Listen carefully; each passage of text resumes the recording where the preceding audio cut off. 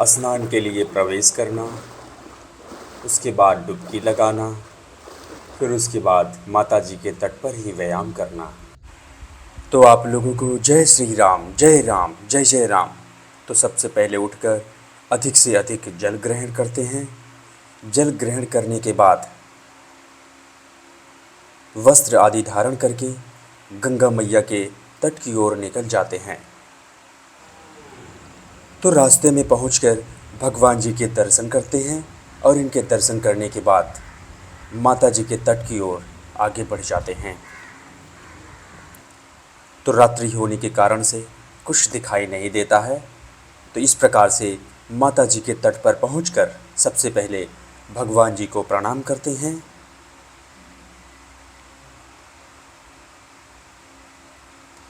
फिर इसके बाद गंगा मैया जी का चरण स्पर्श करते हैं। चरण स्पर्श करने के बाद स्नान के लिए प्रवेश कर जाते हैं। उसके बाद माता जी का वंदना करते हैं। वंदना करने के बाद माता जी में दिव्य डुबकी लगाते हैं।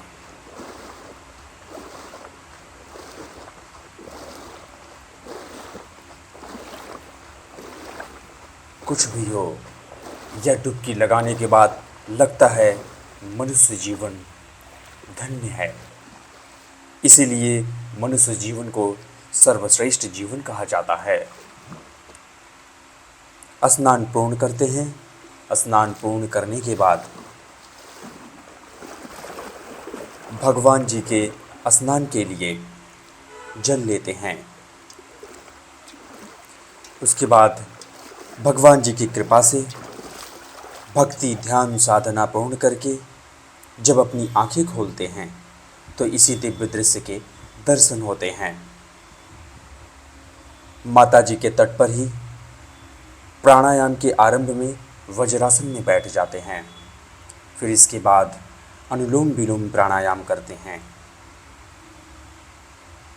फिर इसके बाद वीरासन का अभ्यास करते हैं। फिर इसके बाद ज्ञान मुद्रा का अभ्यास करते हैं। फिर इसके बाद कपाल भारती प्राणायाम का अभ्यास करते हैं। फिर उसके बाद भ्रामरी प्राणायाम का अभ्यास करते हैं। इसके बाद शून्य मुद्रा का अभ्यास करते हैं।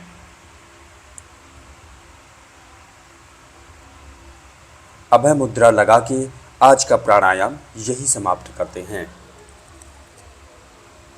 तो व्यायाम करने से पहले अपने शरीर को ढीला करते हैं, क्योंकि इसके बाद अधिक से अधिक व्यायाम करना होता है। यदि हम अपने शरीर को स्ट्रेच नहीं करेंगे, ढीला नहीं करेंगे और व्यायाम करने लग जाएंगे तो इस कारण से ऐसा हो सकता है कि हमारे मांसपेशियों में, जोड़ों में खिंचाव हो जाए और जिस कारण से हमारे दिनचर्या पर भी प्रभाव पड़ सकता है। तो इसलिए तरह तरह से अपने शरीर को ढीला करते हैं। तो देखिए, अपनी जो दिनचर्या है उसका पूरी दृढ़ता से, पूरे ईमानदारी से हमें पालन करना चाहिए, क्योंकि जो भी पालन आप कर रहे हैं उसके साक्षी आप ही हैं। यदि आप पूरी ईमानदारी से पालन करेंगे तो वही दिनचर्या, वही नियम आपके जीवन को सुगंधित बनाएंगे, पवित्र बनाएंगे, शक्तिशाली बनाएंगे। तो इस प्रकार से चक्रासन में सपाट लगाते हैं और फिर मयूरासन का अभ्यास करके व्यायाम की ओर बढ़ जाते हैं। तो व्यायाम की शुरुआत सबसे पहले साधारण सपाट से करते हैं। तो जितने भी सपाट हैं सभी सपाट कम से कम 3 सेट में लगाने होते हैं। तो साधारण सपाट लगा के थोड़ा आराम करते हैं। फिर उसके बाद गहरी सांस लेते हैं और एक सांस में कुंभक सपाट का अभ्यास करते हैं। इस सपाट से हमारे जो लंग्स हैं बड़े मजबूत हो जाते हैं। फिर थोड़ा सा आराम करते हैं। उसके बाद अपना वही स्कैपुला पुशअप का अभ्यास करते हैं। इससे जो हमारा कोर है बहुत ही मजबूत हो जाता है। तो सभी सपाट के बाद कम से कम 1 से 1.5 मिनट का आराम करते हैं। फिर उसके बाद अगला सपाट आरंभ करते हैं। फिर इसके बाद हिंदू दंड का अभ्यास करते हैं। तो हिंदू दंड लगा के पूर्ण करते हैं। फिर थोड़ी सी यहाँ पे जो भूमि है समतल नहीं थे तो समतल कर लेते हैं और उसके बाद अपना वही मेढक सपाट का अभ्यास करते हैं।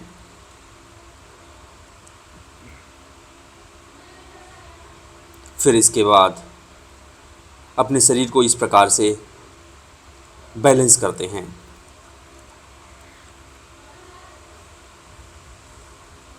उसके बाद डायमंड शेप बनाते हैं और अपने शरीर को पूरी तरह से स्ट्रेच कर लेते हैं और इसी में सपाट लगाते हैं। इस सपाट के अभ्यास से हमारी कमर बड़ी मजबूत हो जाती है। फिर इसके बाद इसी सपाट को एक हाथ से लगाते हैं।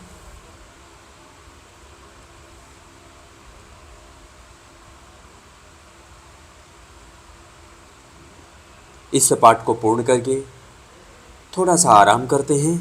आराम करने के बाद डायमंड शेप बनाते हैं और डायमंड शेप में ही पाइक पुशअप का अभ्यास करते हैं।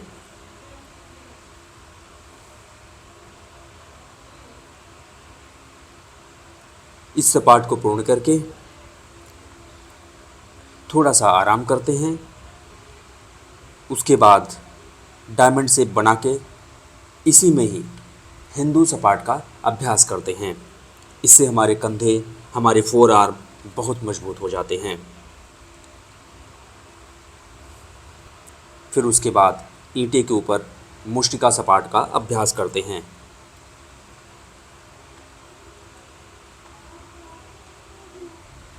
मुष्टिका सपाट को पूर्ण करते हैं। उसके बाद उंगली के ऊपर सपाट लगाते हैं। तो कुछ ऐसे सपाट हैं जिनका नित्य अभ्यास करना ही होता है। फिर इसके बाद दंड लगाना आरंभ करते हैं। तो यह दंड 100 से अधिक लगाते हैं।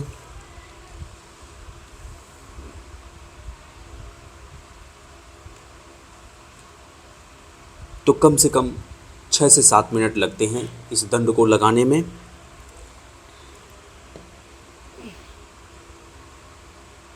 तो यह दंड लगा के पूर्ण करते हैं। उसके बाद थोड़ा सा आराम करते हैं। फिर इसके बाद श्री हनुमान जी दंड का अभ्यास करते हैं। तो इस प्रकार से श्री हनुमान जी दंड लगाते हुए आगे बढ़ते हैं। श्री हनुमान जी दंड लगा के पूर्ण करते हैं और थोड़ा सा आराम करते हैं। आराम करने के बाद क्लैपिंग पुशअप लगाते हैं। इससे हमारे शरीर में शक्ति बढ़ती है। इस पुशअप को लगा करके थोड़ा सा आराम करते हैं। आराम करने के बाद बैक के लिए व्यायाम करते हैं। तो इस प्रकार से इस सपाट को लगाते हैं। तो अधिक से अधिक इस सपाट का अभ्यास करते हैं। इस सपाट को पूर्ण करके थोड़ा सा आराम करते हैं। फिर उसके बाद पैर के लिए दंड बैठक लगाते हैं।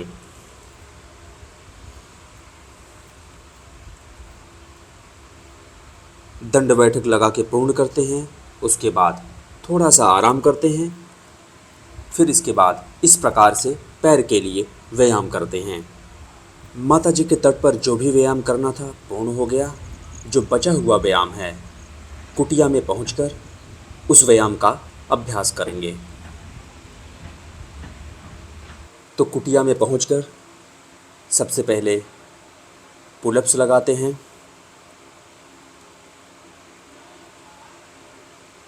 पुलअप्स लगाने के बाद हैंड स्टैंड पुशअप का अभ्यास करते हैं। तो इस प्रकार से हैंड स्टैंड पुशअप लगाते हैं। तो इस सपाट का अभ्यास हर दिन करते हैं। तो यह पुशअप लगा के पूर्ण करते हैं। फिर उसके बाद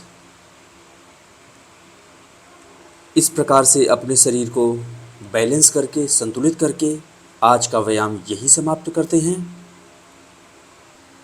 जैसा कि आप लोग प्रश्न करते थे कि आप भोजन में क्या ग्रहण करते हैं, तो देखिए हमारा हर दिन का यही भोजन होता है, दाल, रोटी, चावल और साथ में कोई फल। अभी आम का सीज़न चल रहा है तो आम ग्रहण करते हैं, नहीं तो फिर केले का सेवन करते हैं। तो चलिए आप लोग मेरे साथ मिलकर बोलिए, सियावर रामचंद्र की जय। हर हर महादेव, जय शिव शंभो।